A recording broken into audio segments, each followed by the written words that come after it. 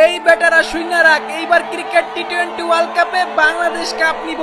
এইবার আমাদেরকে কেউ হারাইতে পারবো না। আরে বেটা, তোদের বাংলাদেশ তো আমেরিকার মতো দলের সাথে টানা 2 ম্যাচ হারছো, তোরা আবার কাপ নিবি কেমনে? আমাদের তো মনে হয় তোরা সেকেন্ড রাউন্ডে উঠতে পারবি না। আমরা এইসব ছোটখাটো দলের সাথে তেমন ভালো খেলি না, আমরা বড় বড় দলটা হারাইয়া বিশ্বকাপ নিব।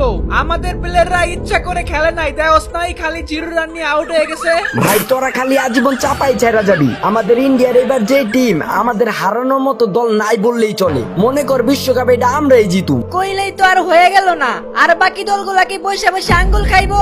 এখানে সবাই কাপ জেতার জন্য আসছে। তোমাদের দলরে আমরা চাইলে হারাইতে পারি, যদি আমাদের প্লেয়াররা ইচ্ছা করে আউট না হয়। ইচ্ছা করে কোনো প্লেয়ার জীবনে আউট হয়ে দেখছো?